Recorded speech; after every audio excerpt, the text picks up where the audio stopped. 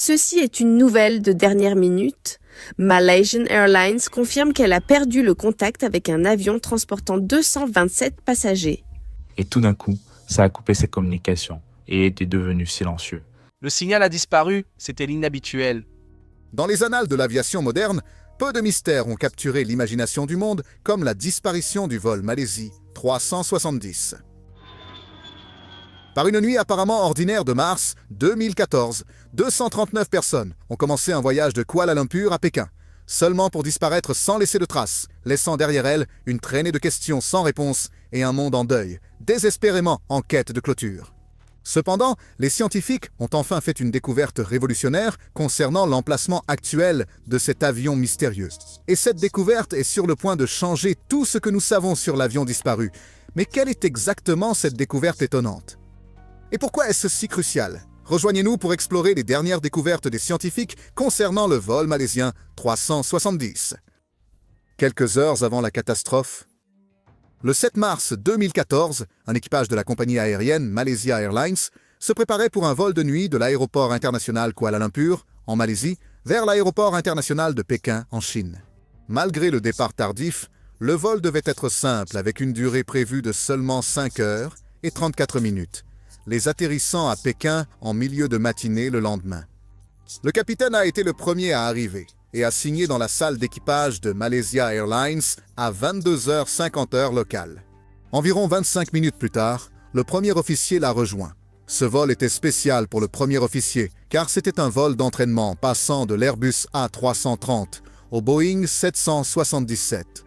Sa formation s'était bien déroulée jusqu'à présent, et un vol réussi ce soir signifierait une recommandation pour son dernier contrôle en ligne de la part du capitaine.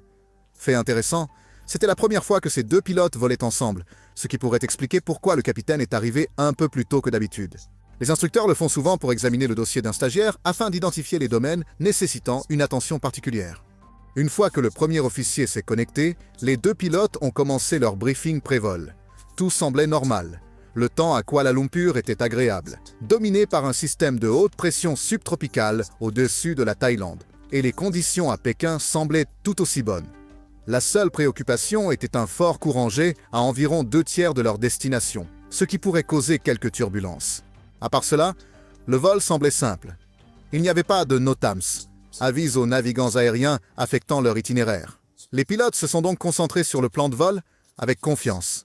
Bientôt, la camaraderie entre les deux a commencé à se développer avec le capitaine, offrant des conseils et partageant des anecdotes de son expérience. Ils ont discuté des turbulences potentielles et se sont mis d'accord sur la manière de les gérer, si elles se présentaient.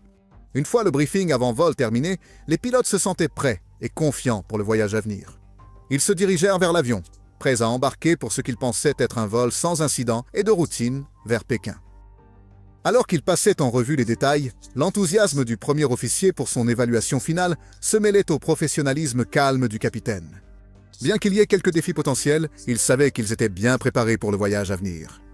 Le courant G puissant pourrait apporter des turbulences, mais avec un temps clair aux deux extrémités et un plan de vol solide, ils se sentaient de prêt à affronter le ciel nocturne. Tout étant en ordre, les pilotes ont terminé leur vérification, prêts à embarquer pour ce qui semblait être un vol de routine.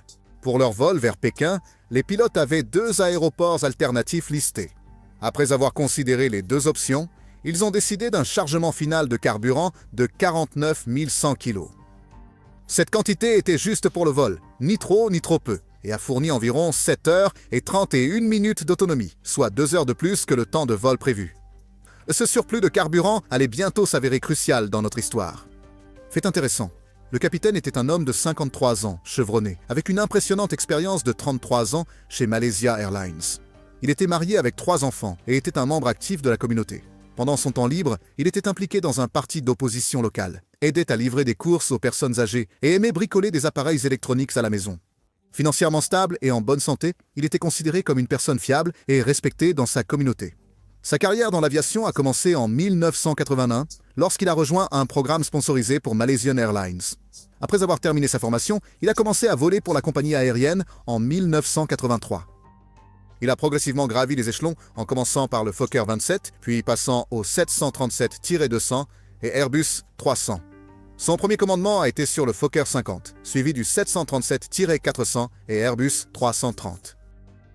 Le 22 septembre 1998, il a reçu son commandement sur le Boeing 777, qu'il a continué à piloter jusqu'à ce vol. Son dossier exceptionnel et son ancienneté ont finalement conduit à devenir instructeur et examinateur de qualification de type sur le 777. Le jour de ce vol, il avait accumulé plus de 18 400 heures de vol, dont 8 659 sur le Boeing 777. Le copilote, un pilote célibataire de 27 ans, avait une carrière impressionnante, bien que relativement courte.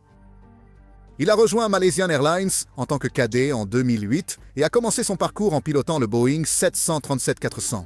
En 2012, il est passé à la flotte d'Airbus A330. En novembre 2013, quelques mois avant ce vol fatidique, il est passé au Boeing 777. Ce vol était une partie essentielle de sa formation continue. Bien qu'il ait accumulé plus de 2800 heures de vol, seulement 39 d'entre elles étaient sur le Boeing 777. Le rapport final a noté qu'il était bien apprécié, financièrement stable et n'avait pas de changement significatif récent dans sa vie. Malgré la grande différence d'expérience et d'ancienneté entre le capitaine et le premier officier, il n'y avait aucun signe de tension. L'expérience étendue du capitaine contrastait nettement avec la relative nouveauté du premier officier, créant un gradient de pouvoir notable dans le cockpit. Cependant, leurs interactions étaient professionnelles et cordiales. Le rapport soulignait que les deux pilotes avaient reçu plus de repos que requis avant le vol, s'assurant qu'ils étaient bien reposés et alertes. De plus, leurs licences et certifications médicales étaient à jour. La disparition et la recherche du vol 370. La disparition du vol malaisien 370, un Boeing 777, le 8 mars 2014 reste l'un des mystères d'aviation les plus déroutants de l'histoire. Le vol, transportant 239 personnes, a quitté l'aéroport international de Kuala Lumpur à 0h41 locale, à destination de Pékin. Au début, tout semblait normal lorsque l'avion montait jusqu'à son altitude de croisière, de 35 000 pieds à 1h01 du matin. Cependant, à 1h07, le système de communication et de rapport d'adresse des aéronefs, ACAR, responsable de la transmission des données de performance, a envoyé son dernier message. Peu après, à 1h21 du matin, le transpondeur, qui communique la position de l'avion au contrôle du trafic aérien, a été éteint lorsque l'appareil est entré dans l'espace aérien vietnamien. Cette mystérieuse suite d'événements a continué. La dernière communication vocale depuis le cockpit a eu lieu à 1h19 du matin, quand un des pilotes a calmement dit « Bonne nuit, Malaysian 370 ».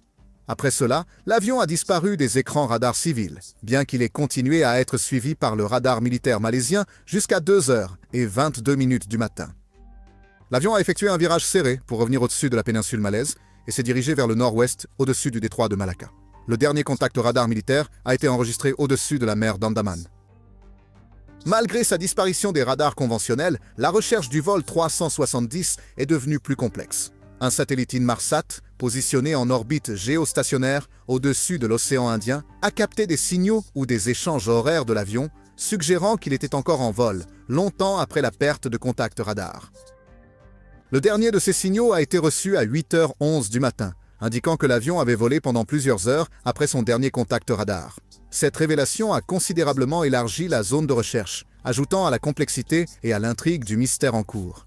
Au début, les efforts de recherche se sont concentrés sur la mer de Chine méridionale, où l'avion a été vu pour la dernière fois sur le radar civil. Cependant, comme les données ont suggéré que l'avion avait dévié de sa trajectoire et s'était dirigé vers l'ouest, la zone de recherche s'est élargie pour inclure le détroit de Malacca et la mer d'Andaman. Puis, le 15 mars, le gouvernement malaisien a révélé qu'une analyse des données satellites laissait entendre que l'avion suivait peut-être l'un de deux arcs. Un arc s'étendait vers le nord, au-dessus de l'Asie centrale, tandis que l'autre se courbait dans l'océan Indien méridional. Ce n'est que le 24 mars que le Premier ministre malaisien Najib Razak a annoncé avec gravité les résultats de l'analyse des données satellites supplémentaires par Inmarsat et le Bureau britannique d'enquête sur les accidents aériens, et que la vérité sombre a émergé. Le vol s'était terminé dans le sud éloigné de l'océan Indien, au sud-ouest de l'Australie, un endroit loin de toute terre, rendant la survie très improbable. L'immense et isolée étendue de l'océan Indien Sud a présenté des défis énormes à l'opération de recherche.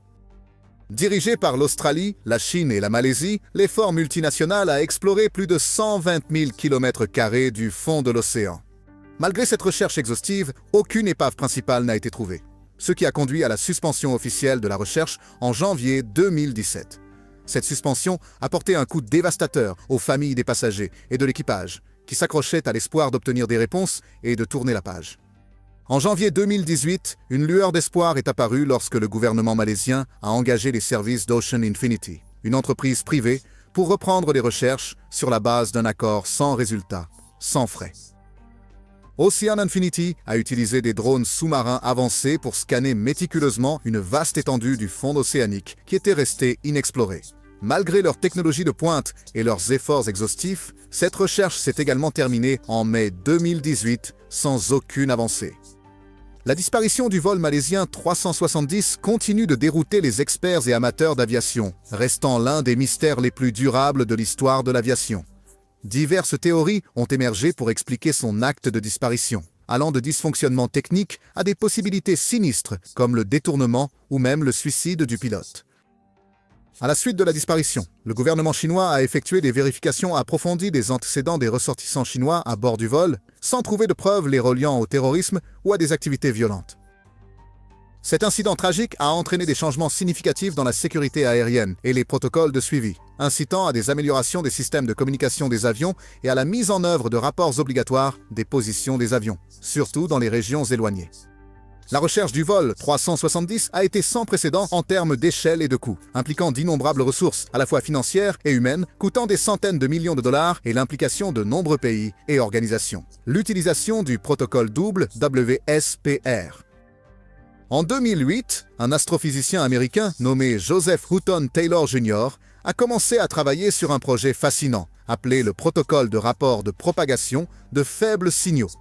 Taylor, qui avait remporté un prix Nobel de physique en 1993 pour son travail sur les pulsars, était également un passionné de radio amateur.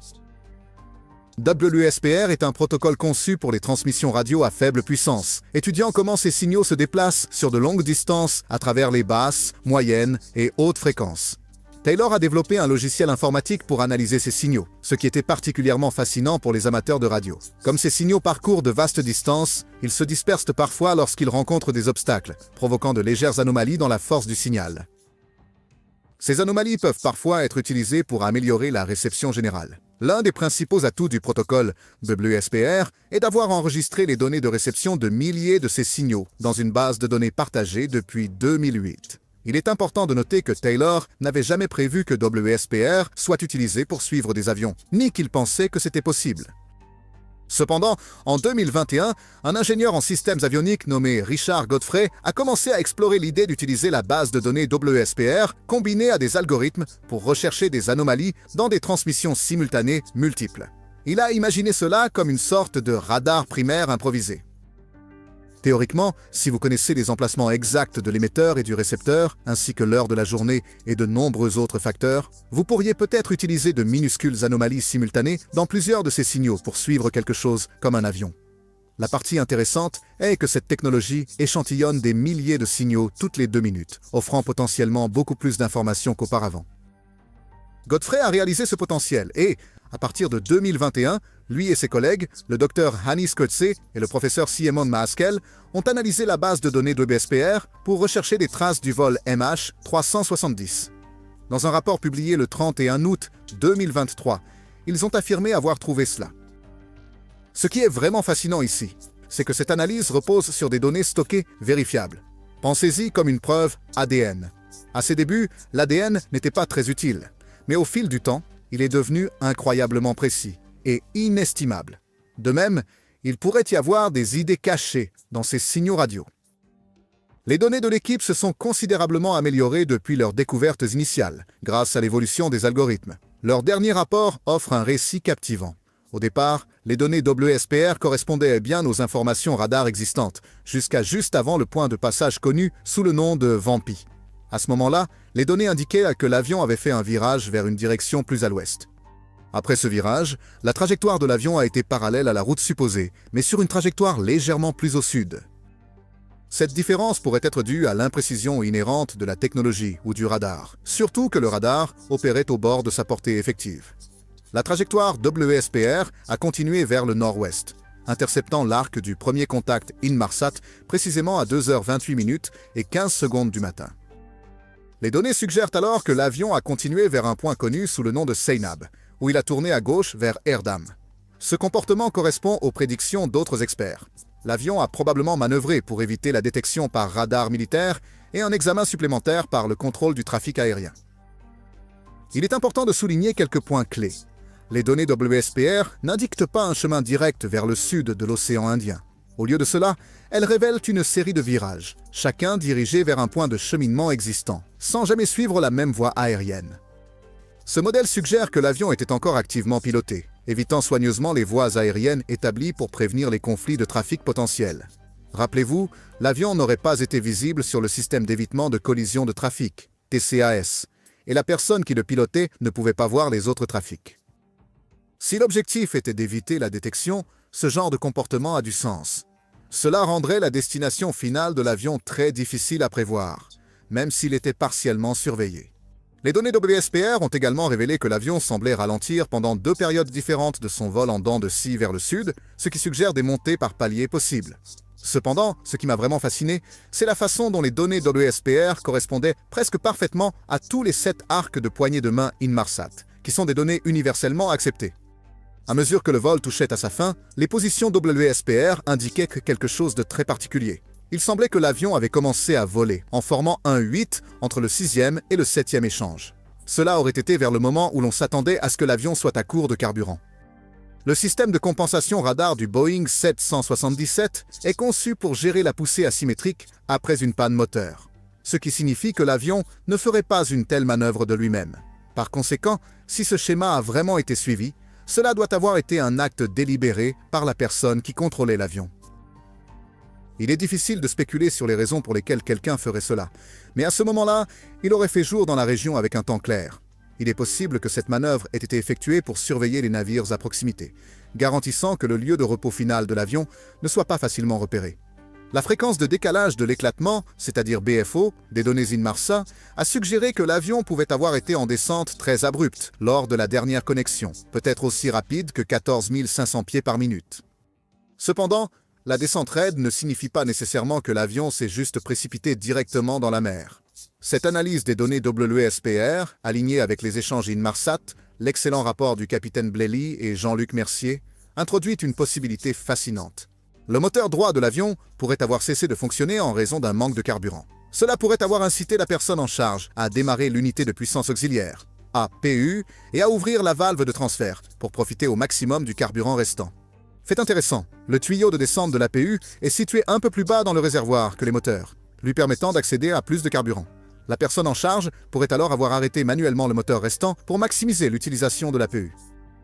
Ce mouvement stratégique aurait permis de garder tous les contrôles et systèmes de vol opérationnels aussi longtemps que possible et permis d'étendre les volets, ce qui serait autrement impossible sans au moins un moteur ou l'APU en marche. Lorsque la dernière connexion Inmarsat a eu lieu, il manquait des données du système de divertissement en vol et d'autres éléments. Cela a du sens si l'avion était alimenté uniquement par l'APU, car des systèmes moins critiques, comme le système de divertissement en vol, auraient été éteints pour économiser l'énergie pour des systèmes plus essentiels. Selon les calculs du capitaine Blely, si l'avion était en descente rapide, il aurait pu se retrouver très près du 7e arc. Alternativement, s'il avait été piloté pour maximiser son plané et atterrir avec volets à 30 degrés sélectionnés, il aurait pu finir jusqu'à 67 miles nautiques plus au sud. Les données de WSPR ont indiqué une possible dernière position à 8 heures, 19 minutes et 37 secondes, et après cela, aucune autre anomalie corrélée n'a été trouvée. Nous savons que l'avion a finalement percuté l'océan dans la zone déjà fouillée ou à proximité, car des parties de l'appareil, internes et externes, ont été découvertes, un faible débris. Le mystère du vol MH370 s'est encore approfondi lorsque le premier débris n'a été découvert que le 29 juillet 2015. Une partie de l'aile droite, appelée flaperon, s'est échouée sur l'île française de la Réunion, loin de la zone de recherche des autorités australiennes dans l'océan Indien, à environ 3700 km à l'ouest. Cette découverte a déclenché une nouvelle phase dans la recherche de l'avion disparu. Au cours de l'année et demie suivante, un total de 26 autres morceaux de débris ont été retrouvés éparpillés le long des côtes de différents pays, y compris la Tanzanie, le Mozambique, l'Afrique du Sud, Madagascar et l'île Maurice. Parmi ces 27 pièces, 3 ont été identifiées de manière concluante comme appartenant au vol MH370 et 17 ont été jugées très probablement issues de l'avion. Certains de ces fragments, de manière intrigante, provenaient de l'intérieur de la cabine, indiquant que l'avion s'était disloqué. Cependant, il reste incertain si cette désintégration s'est produite en plein vol ou lors de l'impact avec l'océan.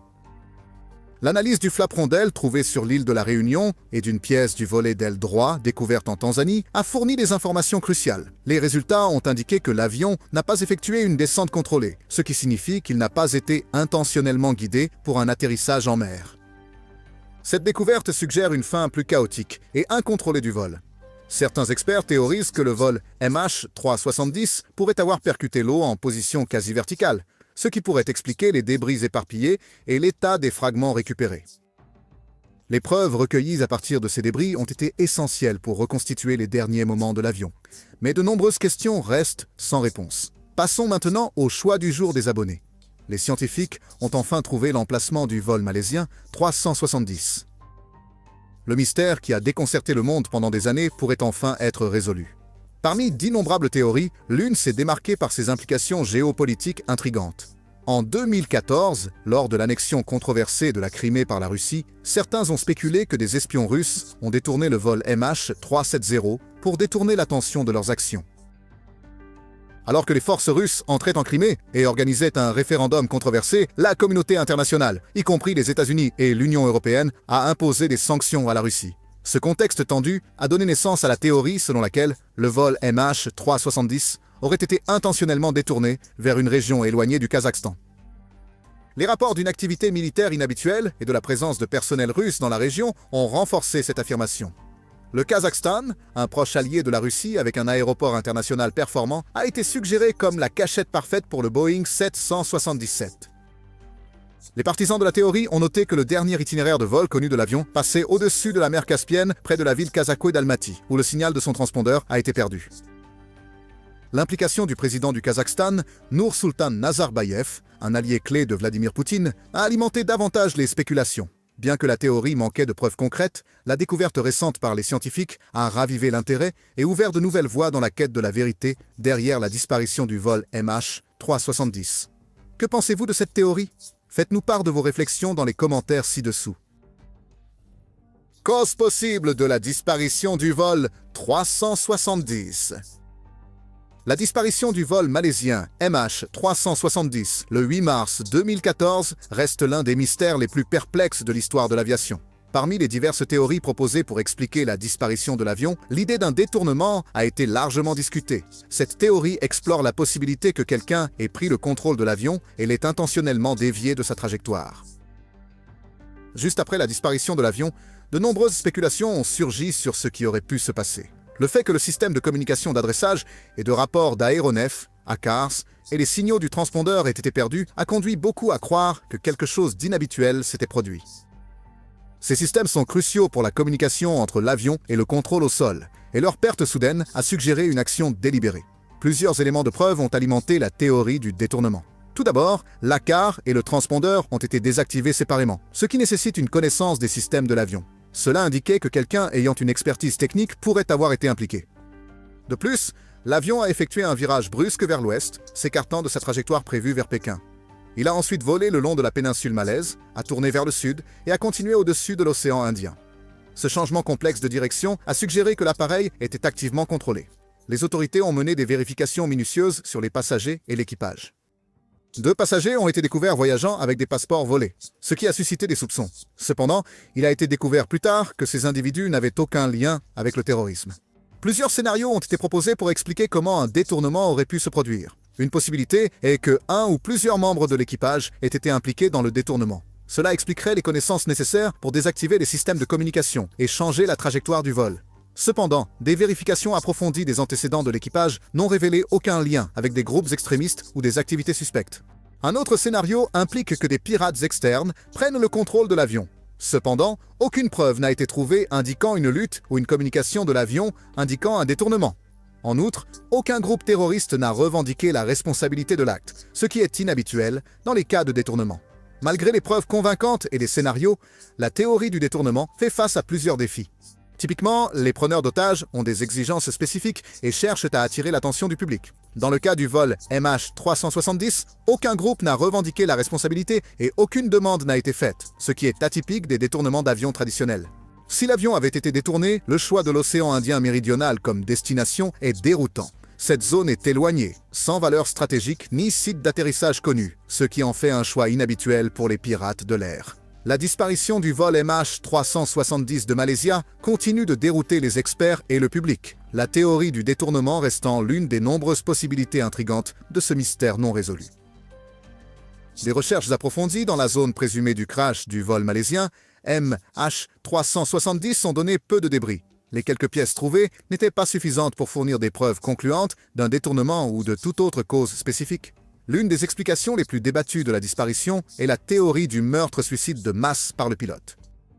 Cette théorie suggère que le capitaine Zahari Ahmad Shah, le pilote du vol, a délibérément écrasé l'avion, entraînant la mort des 239 personnes à bord. Né le 31 juillet 1961, Zahari a rejoint Malaysia Airlines et avait la réputation d'être très compétent et habile. Il était connu parmi ses collègues comme un aviateur méticuleux et passionné qui aimait son travail. En dehors de sa vie professionnelle, Zahari était un passionné d'aviation et avait même construit un simulateur de vol à domicile qu'il utilisait fréquemment.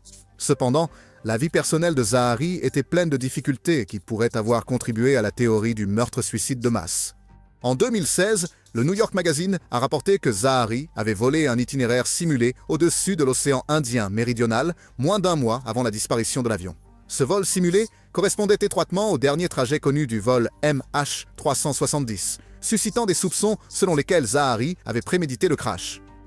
Les enquêtes sur la vie personnelle de Zahari ont révélé qu'il rencontrait d'importants problèmes conjugaux au moment de la disparition. Il était apparemment séparé de sa femme, avec qui il avait 3 enfants. Des amis et connaissances l'ont décrit comme un homme seul et troublé, confronté à un mariage difficile et une séparation potentielle. Certains rapports ont suggéré que Zahari vivait seul et était devenu de plus en plus renfermé et déprimé dans les mois précédant le vol. De plus, Zahari était politiquement actif et un partisan du leader de l'opposition malaisienne Anwar Ibrahim. Le jour du vol, Zahari a assisté à un procès controversé où Anwar Ibrahim a été condamné à la prison. Ce lien politique a conduit à des spéculations selon lesquelles Zahari aurait pu être motivé par des raisons politiques ou un désespoir personnel lié au verdict du procès. La théorie du meurtre-suicide de masse propose que Zahari ait intentionnellement désactivé les systèmes de communication, tels que le système de communication et de rapport des adresses des aéronefs, ASAR, et le transpondeur pour éviter la détection. Cette action aurait nécessité des connaissances et une expertise significative que Zahari possédait.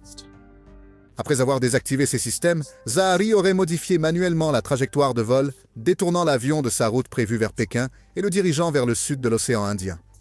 Les partisans de la théorie selon laquelle le capitaine Zahari Ahmad Shah a délibérément fait s'écraser le vol MH370 de la Malaysia Airlines pensent que ces actions étaient très intentionnelles et soigneusement planifiées. Juste après la dernière communication avec le contrôle du trafic aérien, l'avion a effectué un virage brusque vers l'ouest. Puis, il a de nouveau changé de direction au-dessus de la péninsule malaise et s'est dirigé vers l'océan Indien. Cela suggère que quelqu'un contrôlait activement l'avion. Des efforts de recherche intensifs, incluant des données satellites et la cartographie océanique, ont montré que l'avion a continué à voler pendant plusieurs heures après avoir perdu le contact. Ce long vol pourrait signifier que Zahari dirigeait intentionnellement l'avion vers une zone éloignée, rendant sa localisation très difficile. Même si cette preuve semble solide, la théorie du meurtre-suicide de masse rencontre de gros défis. Premièrement, il n'y a pas de preuve claire que Zahari ait voulu écraser l'avion. Les enquêteurs n'ont pas trouvé de lettre de suicide, ni de message final de sa part. Bien que les problèmes personnels et conjugaux de Zahari aient été notés, ils n'expliquent pas clairement pourquoi il ferait quelque chose d'aussi extrême. Le profil psychologique de Zahari soulève également des doutes. Il était décrit comme solitaire et confronté à des problèmes, mais ses amis et collègues avaient du mal à croire qu'il ferait une telle chose. Ils le voyaient comme une personne gentille, responsable qui aimait voler et se souciait de sa famille et de ses amis. Après avoir trouvé des débris, certaines personnes ont pensé que le vol MH370 aurait pu être abattu. Mais aucune preuve d'éclat de missiles ou d'autres projectiles n'a été découverte. Alors que l'enquête sur la disparition du vol malaisien MH370 approche de sa conclusion, une nouvelle théorie a émergé. Une théorie suggère que des espions russes auraient pu détourner le vol MH370 de Malaysia Airlines pour détourner l'attention des actions de la Russie, en Crimée. À ce moment-là, la Russie a fait face à un examen international pour son implication en Crimée, une région d'Ukraine avec une population russe ethnique significative. En février 2014, les forces russes sont entrées en Crimée, conduisant à un référendum controversé et à l'annexion subséquente de la région par la Russie. La communauté internationale, y compris les États-Unis et l'Union européenne, a condamné ces actions et imposé des sanctions à la Russie. Dans ce climat géopolitique tendu, certaines personnes suggèrent que la Russie a utilisé la disparition du vol MH370 comme diversion. D'après cette théorie, des espions russes ont détourné l'avion et l'ont dirigé vers une zone reculée au Kazakhstan où il pourrait être caché et utilisé comme levier. Le Kazakhstan, qui a des liens étroits avec la Russie, possède un grand aéroport international capable d'accueillir un Boeing 777. Cette théorie a attiré l'attention en raison de rapports d'activités militaires inhabituels et de la présence de personnel militaire russe dans la région. Les partisans de cette théorie ont noté que la trajectoire de vol de l'avion le faisait passer au-dessus de la mer Caspienne, qui borde le Kazakhstan, et que le signal du transpondeur de l'avion a été perdu près de la ville kazakhe d'Alma. De plus, le président du Kazakhstan, Nour-Sultan Nazarbayev, était un allié clé du président russe Vladimir Poutine, ce qui a alimenté les spéculations. Malgré ces connexions intrigantes, il n'y avait aucune preuve concrète pour soutenir la théorie selon laquelle la Russie était impliquée dans la disparition du vol MH370. L'enquête n'a trouvé aucune preuve d'une implication russe, ce qui rend cette théorie purement spéculative. Bien que les théories sur le destin de l'avion restent nombreuses, aucune ne peut expliquer avec certitude ce qui est arrivé au vol MH370 de Malaysia Airlines. Les débris retrouvés n'ont fait qu'alimenter davantage les spéculations et les théories sur la disparition mystérieuse de l'avion. Que pensez-vous qu'il est arrivé au vol MH370 de Malaysia Airlines? Faites-nous part de vos réflexions dans les commentaires ci-dessous.